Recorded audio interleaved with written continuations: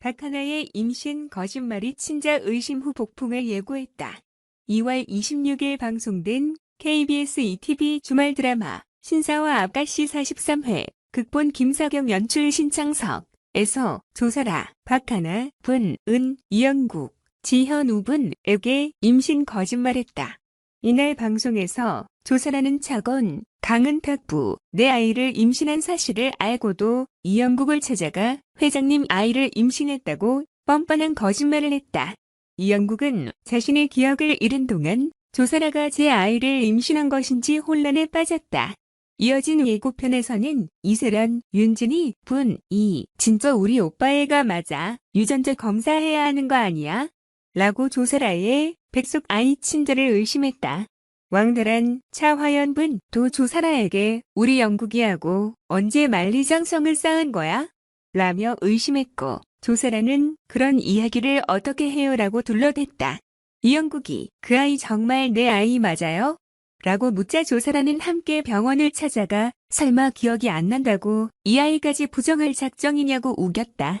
박단단, 이세희 분은 정말 조 실장님이 회장님 아기 가진 거 맞아요? 여기서 헤어져요라며 이영국에게 이별을 고했다. 박대범, 안우연 분은 차관에게 조사라가 이영국의 아이를 임신해 박단단과 이별했다는 소식을 전했고 차관은 조 실장이 이 회장 아이를 가졌다고? 라고 경악하며 좌절했다. 차관이 조사라가 제 아이를 임신한 사실을 알아차릴 것인지 긴장감을 더했다. 박하나, 지현우의 당신 아이 임신했다. 충격. 신사와 아가씨 배우 박하나가 지현우의 아이를 가졌다고 말했다. 26일 오후 방송된 KBS ETV 주말 드라마 신사와 아가씨에서는 이영국, 지현우 분이 조사라, 박하나 분과의 기억을 떠올렸다. 앞서 조사라는 이영국의 기억을 잃었을 때는 자신을 사랑해놓고 어떻게 이렇게 버릴 수 있냐며 행패를 부렸다. 이에 분노하던 이영국은 조사라가 떠난 뒤 문득 조사라와 입을 맞추려던 기억을 떠올리고 말았다. 당황하며 들고 있던 컵까지 깨트리니 영국은 이건 잘못된 기억이다. 내가 그랬을 리가 없다며 괴로워했다. 이영국은 조사라를 만나 다시금 지금 제가 좋아하는 사람은 박 선생이다고 경고했으나 조사라는 이에 이영국을 쫓아가 당신 진짜 나쁜 사람이다. 당신 사랑만 소중하냐?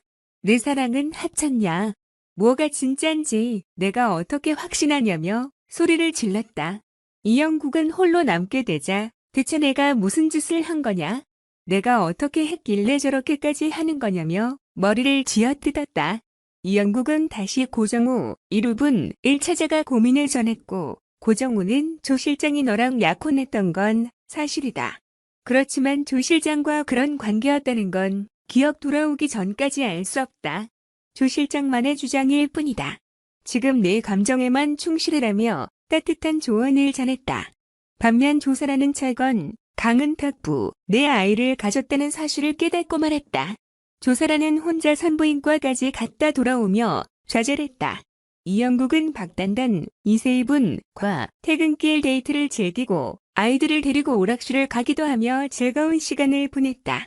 하지만 이영국은 조아나와 바다에 갔던 것, 크리스마스에 약혼하자고 했던 것 등 본격적으로 잃어버린 기억이 불쑥불쑥 떠오르자 흔들리기 시작했다. 이영국은 혼란 속에서 박단단을 찾아가 어떤 일이 있어도 날 믿어줄 수 있냐며 애틋한 입맞춤을 나눴다. 조사라는 결국 뱃속의 아이와 이세종, 서우진 분, 이영국을 모두 포기하지 못한 채 다시 이영국의 집으로 향했다. 조사라는 무모한 도전이라고 해도 좋다. 그래도 나 세종이 보러 갈 거다. 세종이란 이 아이 이 집에서 같이 키울 거다며 각오를 다지고는 이영국의 초음파 사진을 내밀었다. 조사라는 저 회장님 아이 임신했다며 충격을 안겼다.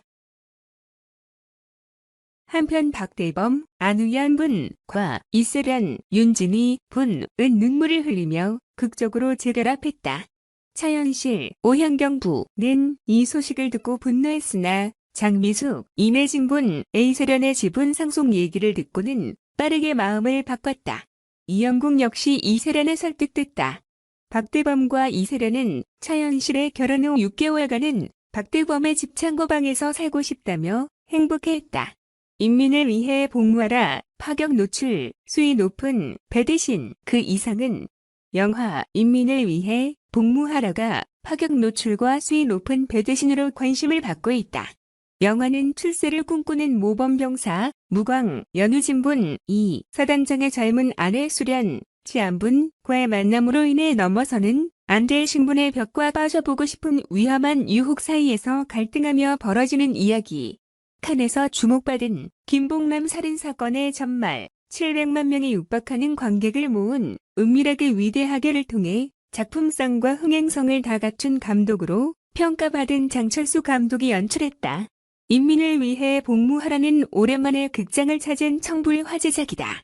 장르물이 우후죽순 쏟아지다가 최근 코로나로 인해 주춤했던 극장에 새로운 시도를 한 작품이 개봉하는 것 자체가 신선하게 다가왔다.